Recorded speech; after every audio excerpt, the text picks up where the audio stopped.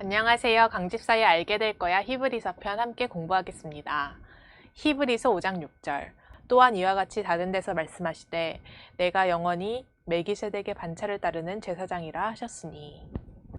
그래서 히브리서 5장 5절에 이어서 5장 5절에서 그 그리스도의 대제사장 되심이 어디에서 그 근거를 가지고 있느냐라고 했을 때 5장 5절에서는 하나님께서 아들로 일컬으셨다 라고 해서 시편 2편 7절을 인용함으로써 그 히브리서 1장에서도 말을 했던 그 예수님이 하나님의 아들 되심이 그 대제사장의 근거다 라는 얘기를 했었고, 또한 예수님이 대제사장 되심이 또 다른 시편에서도 나타나 있다, 우리가 알 수 있다 라고 해서 또한 이와 같이 다른 데서 말씀하시되, 여기서 이 다른 데서, 저번에도 한번 얘기를 했듯이 이런 식으로 다른 데서라고 표현하는, 더 정확하게 시편 어디서 이렇게 얘기를 하지는 않는 그것이 더 중요하지 않기 때문이다 라고 한번 얘기를 했었는데요.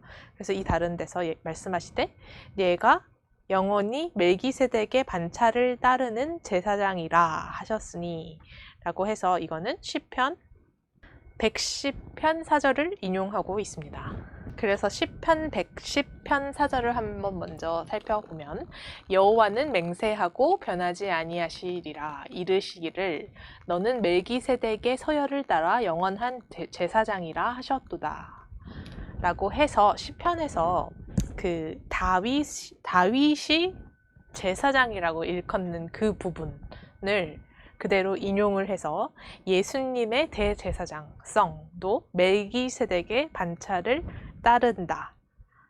그래서 이제 두 가지입니다. 영원히 라는 수식어와 멜기세덱의 반차를 따르는 이라는 수식어입니다. 그래서 일단 영원성은 5절에서 살펴본 것처럼 예수님이 하나님의 아들이시기 때문에 하나님의 우편에 앉아 계시는, 히브리서 1장에 따르면 하나님의 아들이시기 때문에 영원성을 가진다. 그 대제사장이라는 그 직분을 수행하는 게 영원성을 지닌 그런 직분이다.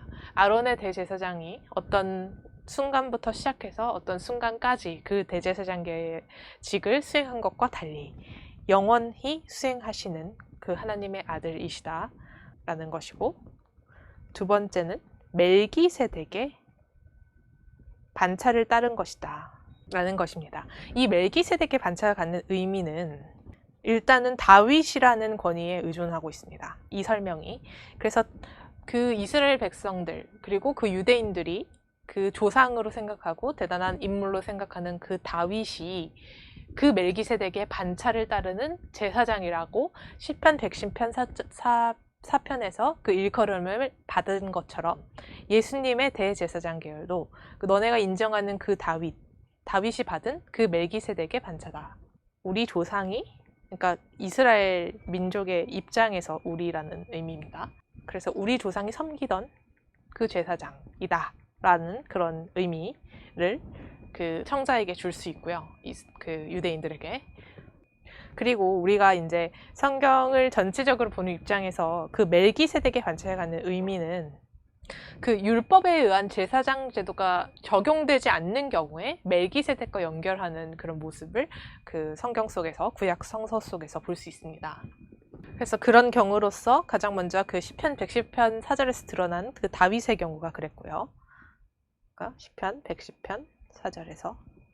그리고 율법이 있기 전인 그 아브라함의 경우가 그랬습니다. 그래서 이거 관련해서는 창세기 14장 18절을 함께 살펴보겠습니다.